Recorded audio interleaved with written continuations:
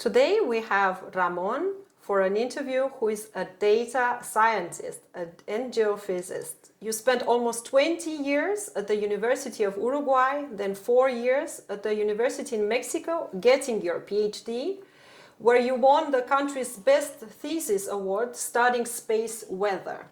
You came back to Uruguay in 2022 and you started a consultancy business in 2025 with your partner.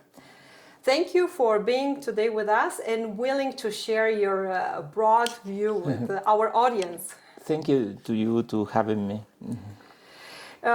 With a description like yours, the small presentation that I had to make. Sounds impressive, but it's not so impressive.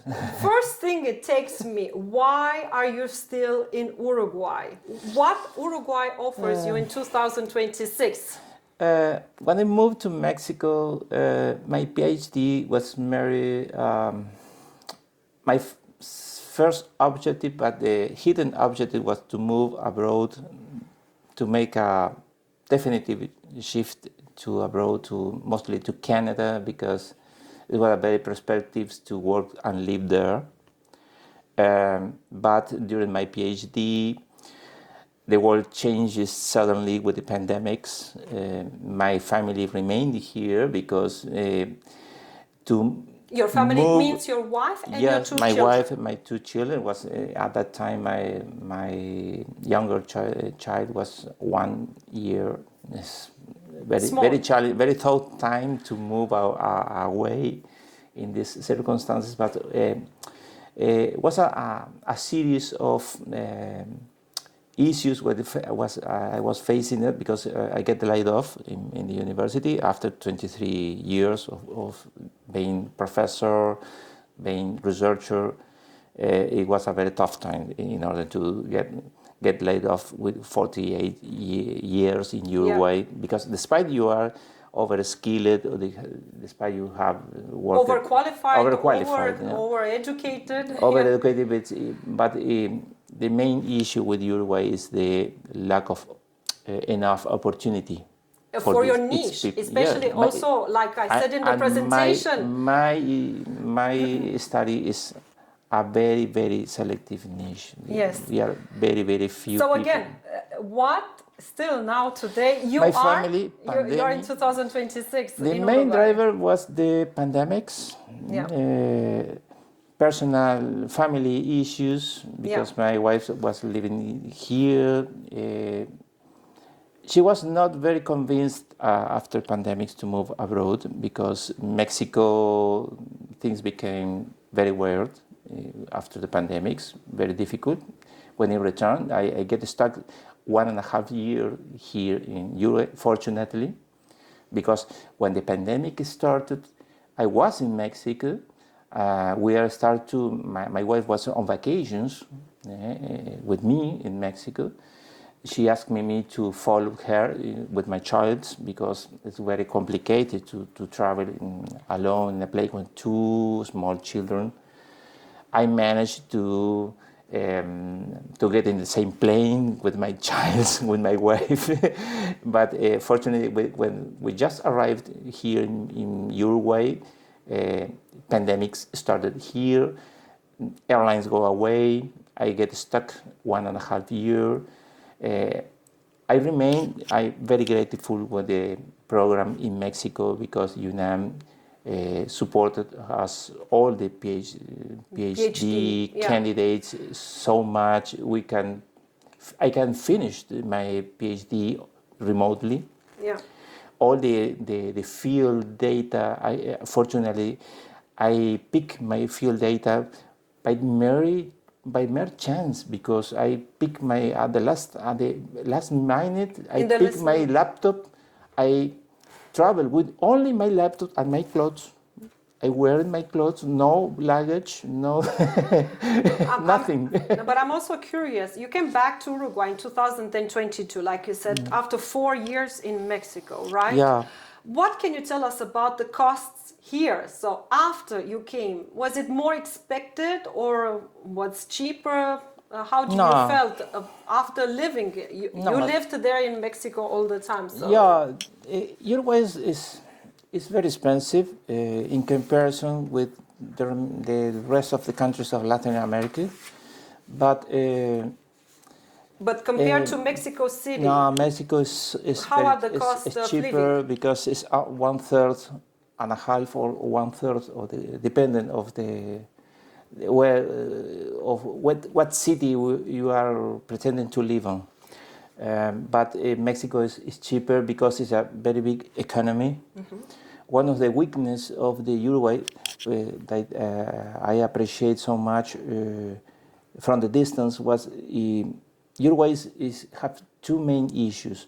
Is very close away from the mainstream of opportunities in the economic realm. Business oriented, that's what you mean. It's very difficult for entrepreneurs here in Uruguay to catch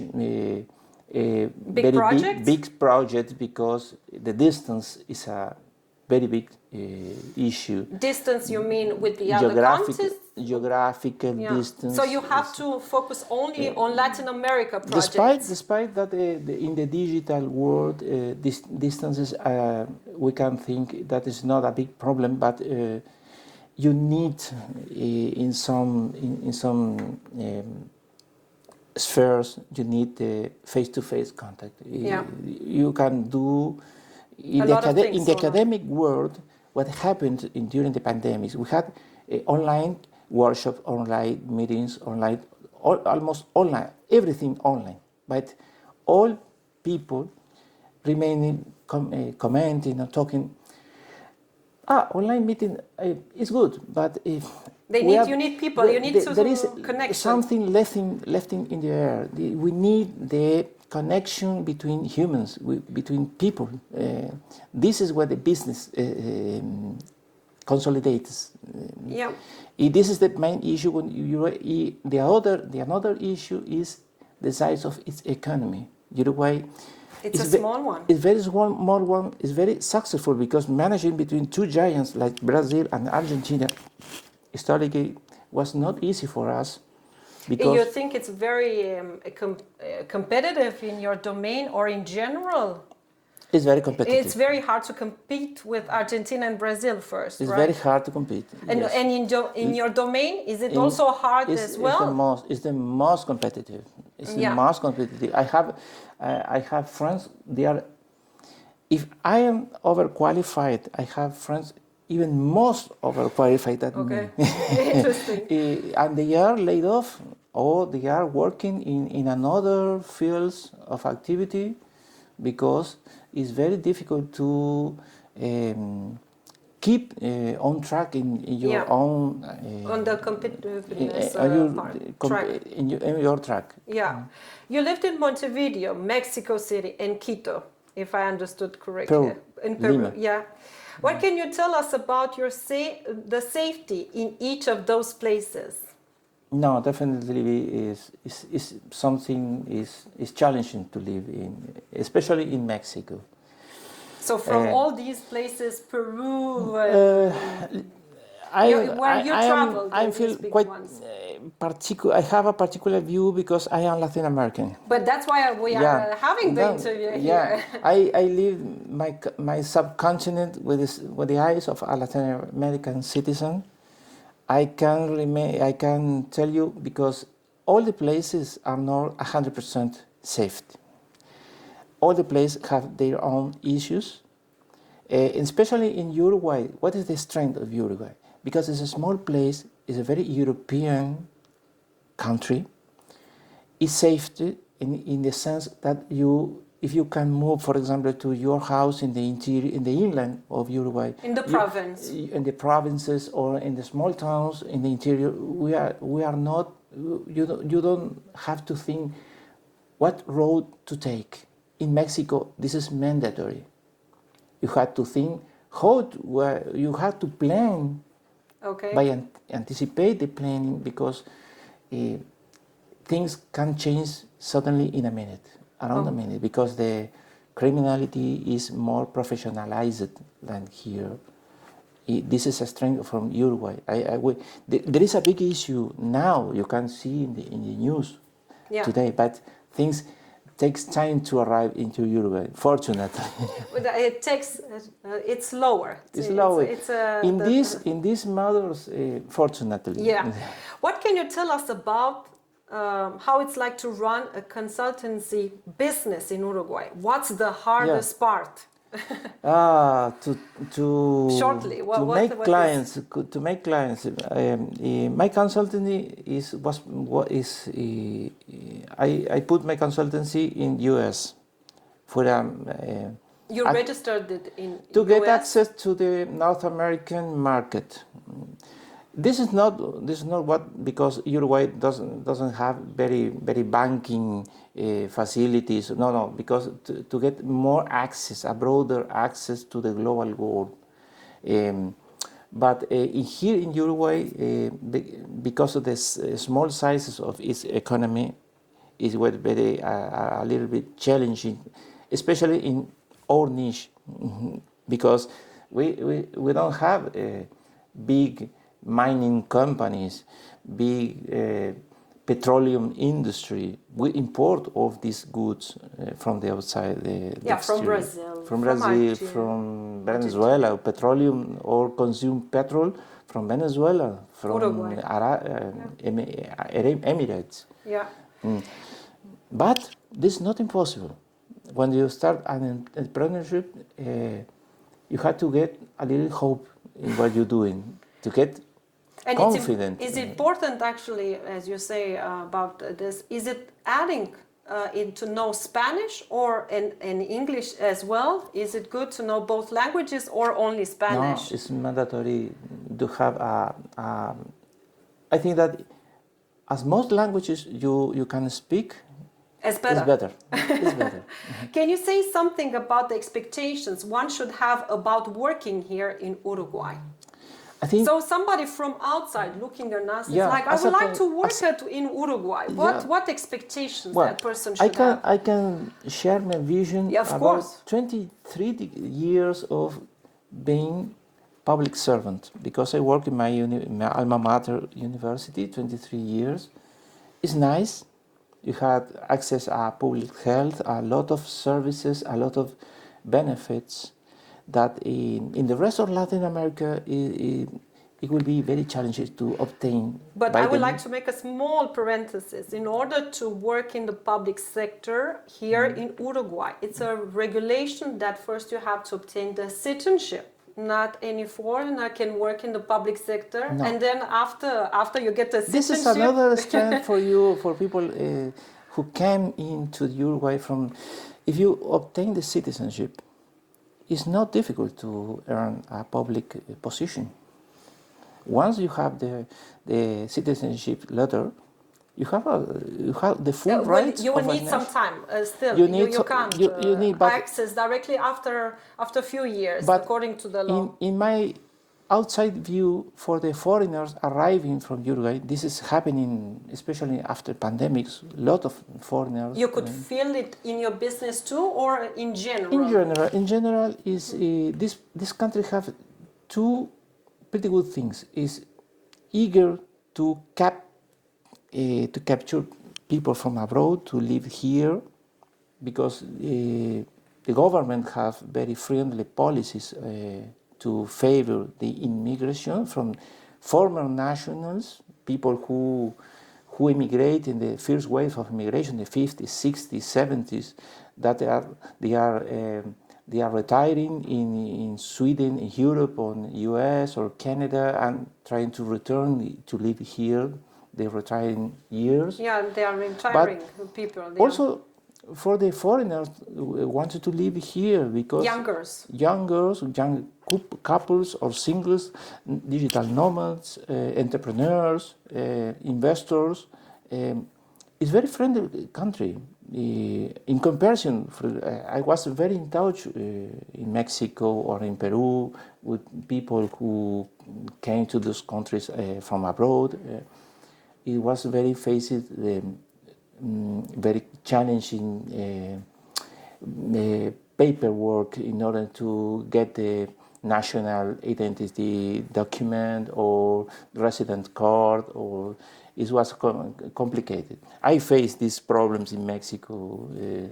Even I was awarded with a grant from the Mexican government. Yeah, that's what I mentioned. Actually, 2 honors. I arrived you to had. Mexico with a big credential, but put me in front of several immigrants. But it was not easy for me.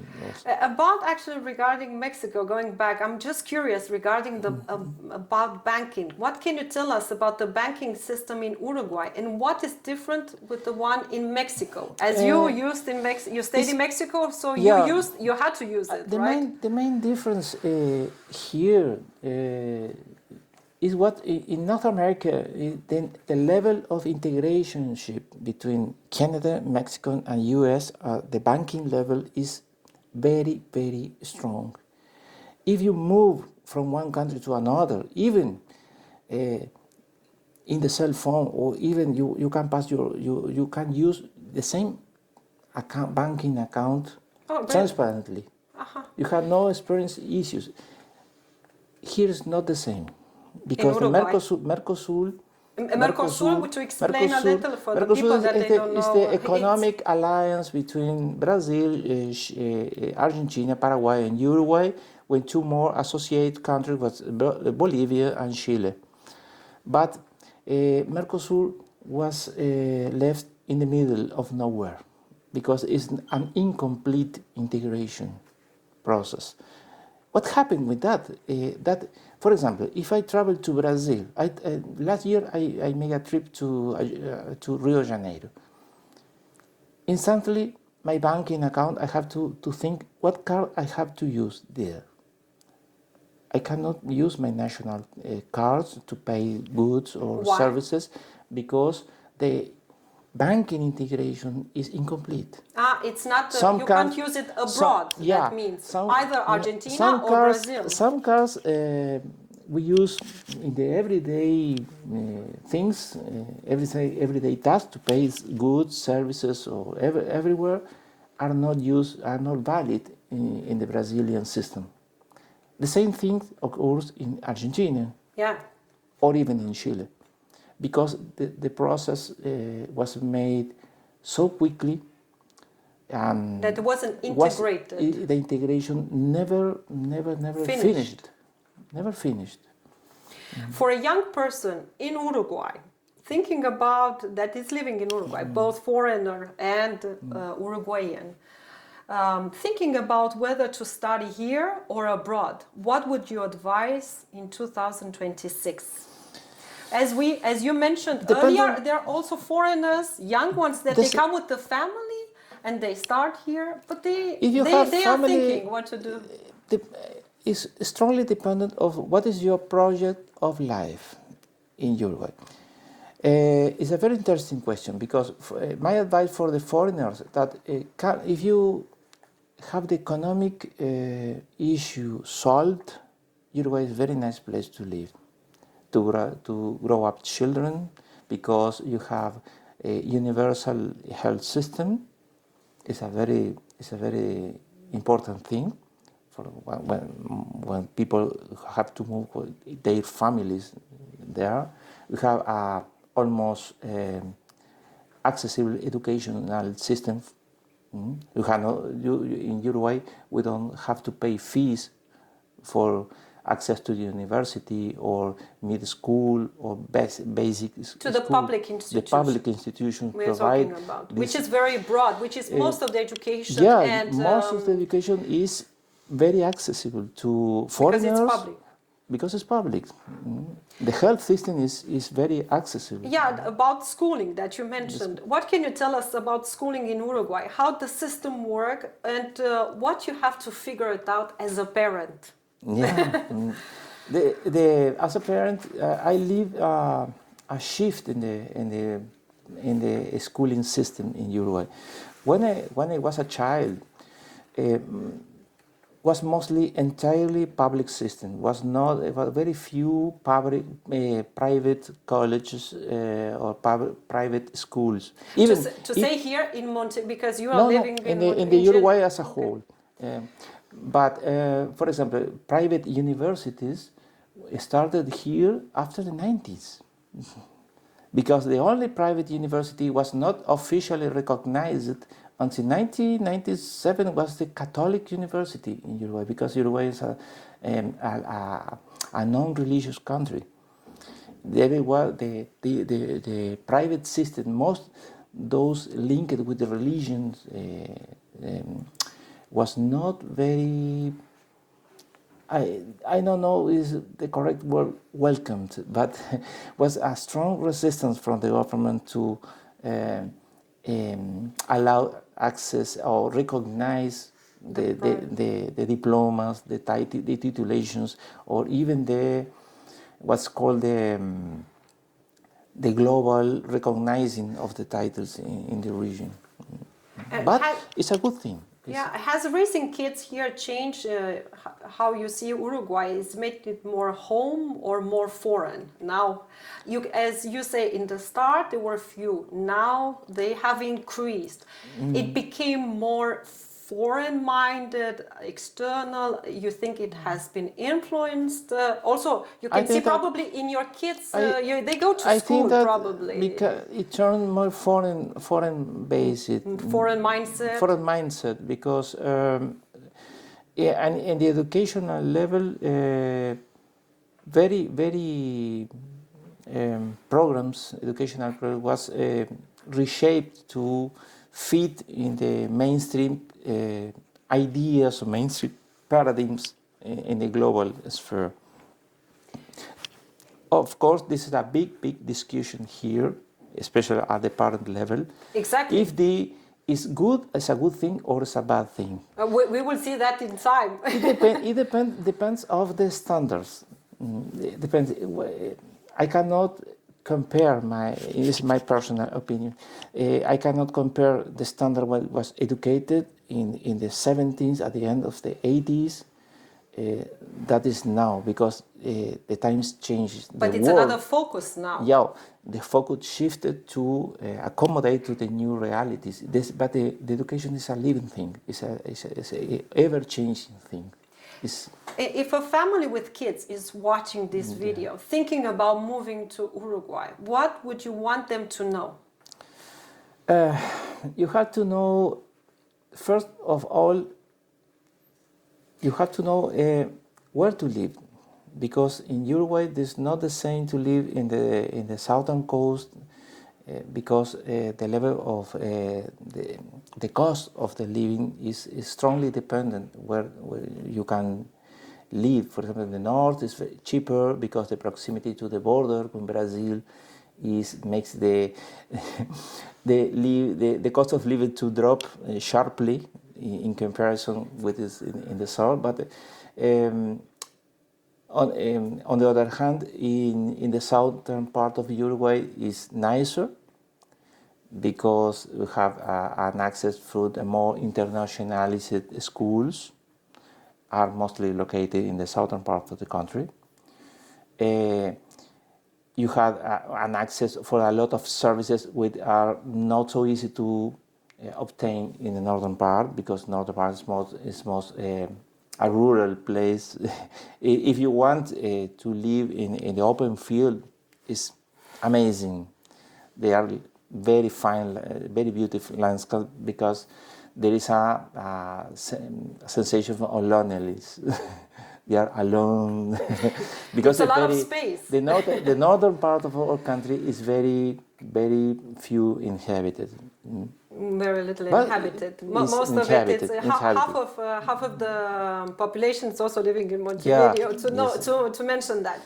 Now, as we talked about you being a foreigner, and now to say, what do you think will help a foreigner integrate well in the Uruguayan society?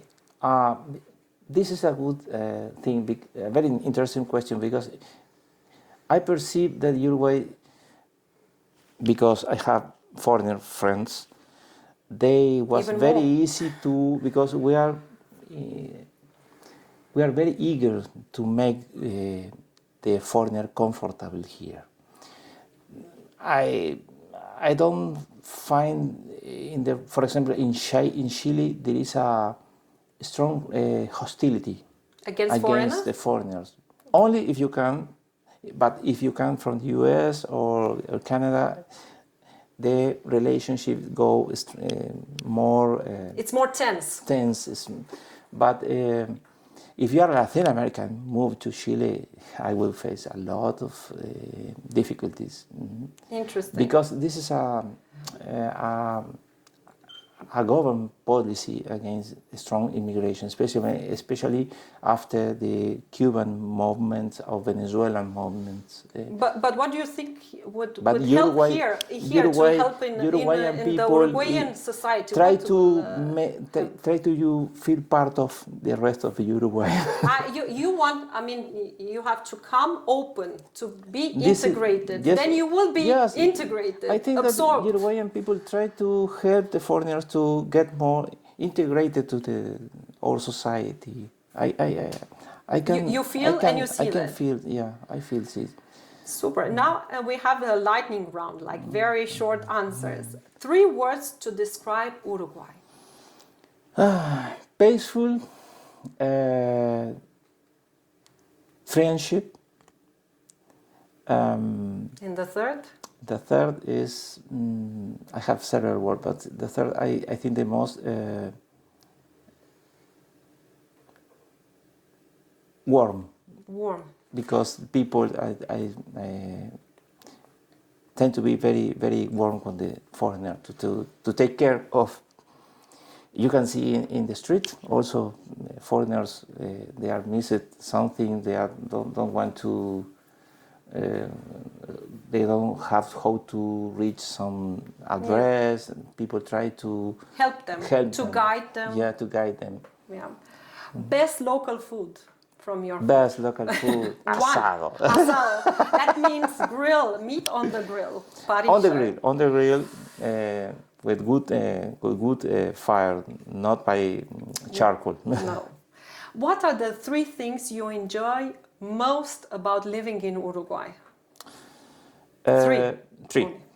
Beaches, beaches, the landscape, and the tranquility. The pace of life is the peaceful. Excellent. The peaceful. Yeah. It's excellent. What are the 3 things that frustrate you and you would like to see them changed? Just 3. Just 3. It's very, I have a lot of them. No. But, just focus on your top 3. I had to.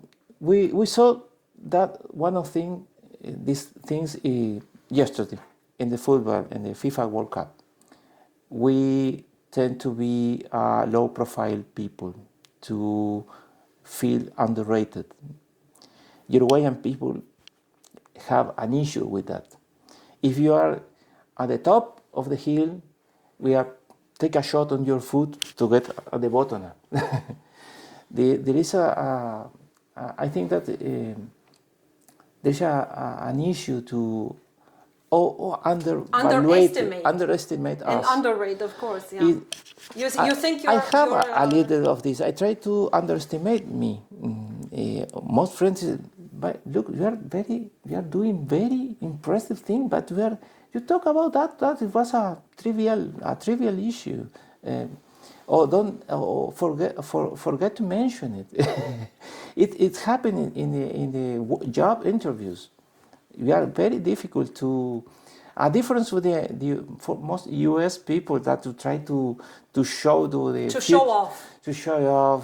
I am fantastic people. You have to hire me now because you are fantastic. Your business will explode.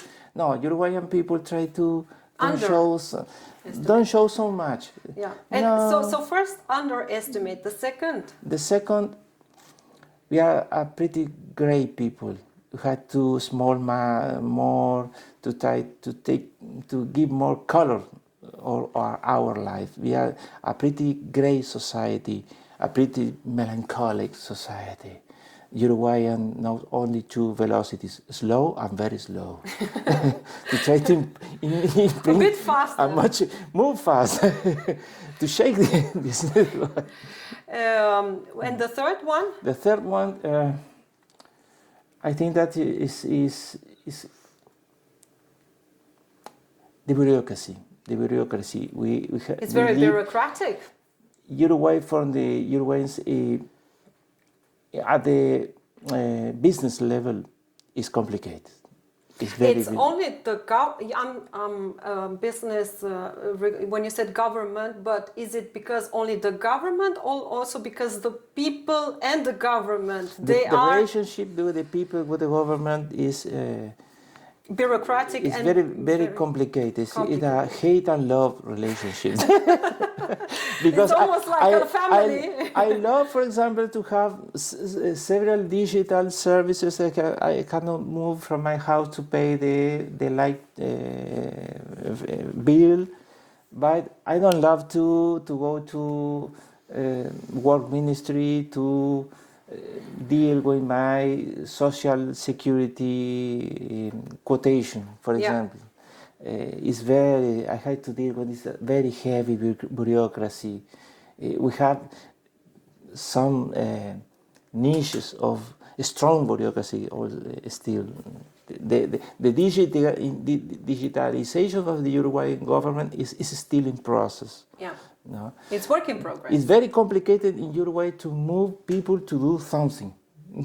Okay. From one place to another? Or to perform a task, a simple task. It's very complicated. Go to start to face this project. Only people remains seeing you. It's very complicated. If someone told you today, I'm thinking of moving to Uruguay in 2026, what would you tell this person? Any person. So not. I'm saying I'm talking about in general. Yeah. If you have a definite project in your mind, it's okay. But Uruguay is not for people that is go to when empty hands. It will turn a very challenging place. It means like you come here, and you shouldn't come and hope you will find something here. You should already come with the project, already a contract signed, or already a discussion. If you had a contract signed for a specific job, or you have to, you are, for example, you are a retiree, and you have to planning to move to a peaceful place, is nice. It's nice, but don't arrive here with the hopes to perform something or see what happens, because maybe you have luck, start to work in a reasonable time. You have obtained the citizenship and established yourself, but this will not happen so often. I'm also curious. This is a curiosity question. Yeah. It's a little special, different.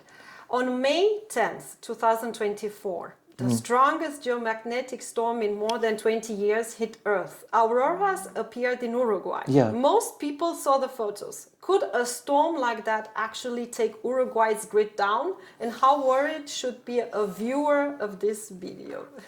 If a geomagnetic storm like Carrington event 1859, yes, definitely.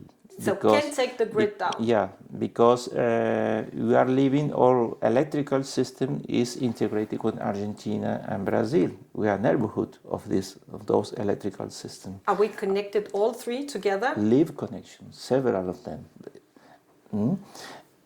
We in 2019 lived a similar issue when the Argentinian blackout, 40 million people immediately 24 hours without electricity in the middle of the winter, by a failure. It was Argentina Transcender company was performing a repairing in a power line crossing the Paraná River. They forget to inform to the electric managing board table, what does manage the connections to keep track of the system. When they disconnect the line, all the power line to Argentina, southern part of Brazil, and part of Paraguay fell down. Oh my. To come up with a strong interconnected system, a strong heterogeneous system is not easy. It's not to turn the lights on. It takes time, took time. The public services, because the failure of the electrical power is not the main issue. It's the failure of the banking, the failure of the gasoline pumping, it's the failure of the traffic lights, the railway everything system. that is connected to the digital all grid. things Yes. is interconnected with the grid. Yeah.